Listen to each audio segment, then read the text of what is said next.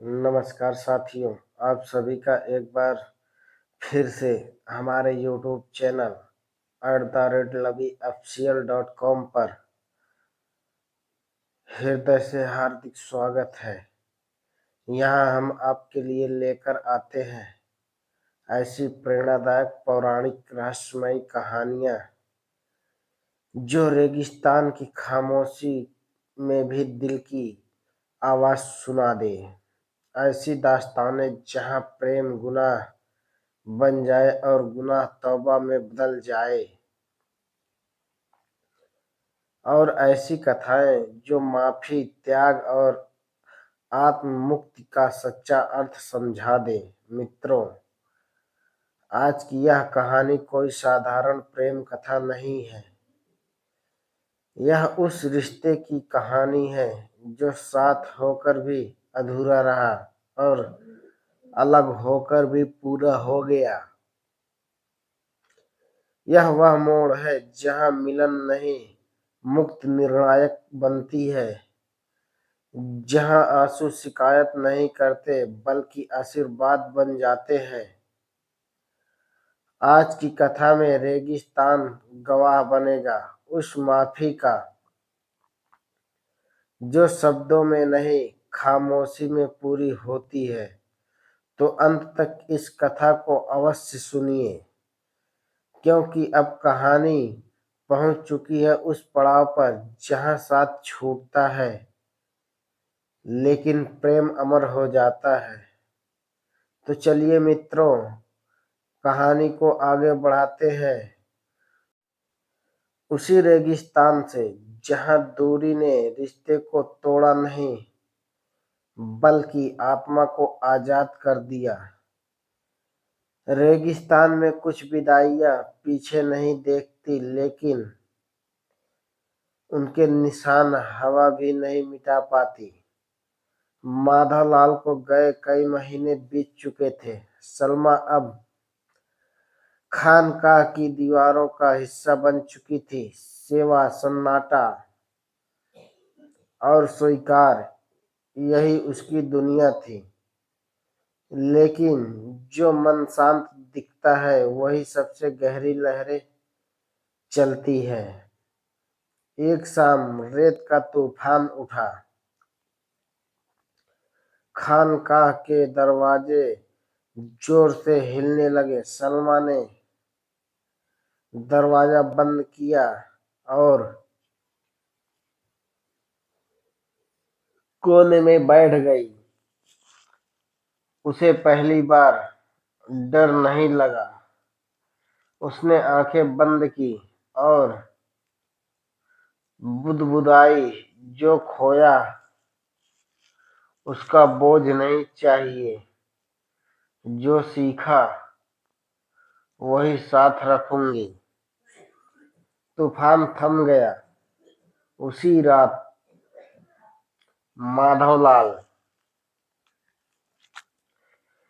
एक दूर के नगर में बीमार पड़ा था। शरीर थक चुका था, लेकिन मन पहली बार हल्का था। उसे नींद में रेगिस्तान दिखा, रेत नहीं। दीपक जल रहे थे। बीच में सलमा खड़ी थी। वह कुछ नहीं बोली, सिर्फ मुस्कुराई।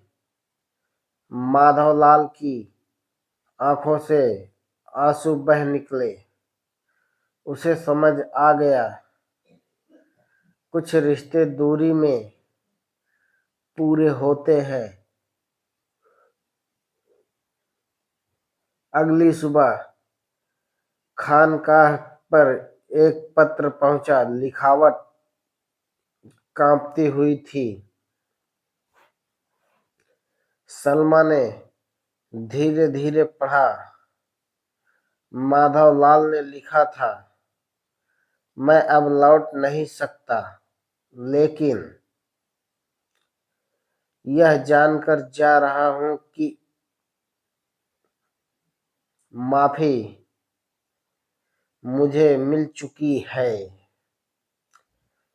तुमसे नहीं खुद से। पत्र हाथ से फिसल गया। सलमा देर तक आकाश की ओर देखती रही। उस दिन उसने पहली बार जोर से हंसा। कोई खुशी नहीं थी, कोई दुख नहीं था, सिर्फ मुक्ति थी। समय बीतता गया, लोग आने लगे, टूटे हुए, पछतावे से भरे। सलमा किसी को सलाह नहीं देती थी, बस कहती, जो हुआ वह रेत है, जो समझा वह रास्ता। एक रात फकीर ने उससे कहा, अब यह जगह तेरी नहीं। सलमा चौंकी। क्यों? फकीर बोला, क्योंकि जिसे माफी मिल जाए वह ठहरता नहीं, वह बांटने निकलता है। अगली सुबह सलमा ने खानकाह छोड़ी। रेगिस्तान आज भी वही था, लेकिन उसकी चाल में अब बोझ नहीं था। कहानी यहाँ भी खत्म नहीं होती, क्योंकि कुछ माफिया मुलाकात में नहीं, यात्रा में पूरी होती है। और रेगिस्तान आज भी रेत के नीचे वह राज छुपाए है, जो सिखाता है प्यार अगर सच्चा हो तो अलग होकर भी आजाद कर देता है। धन्यवाद मित्रों। यह कहानी कैसी लगी कमेंट बॉक्स में जरूर बताएं।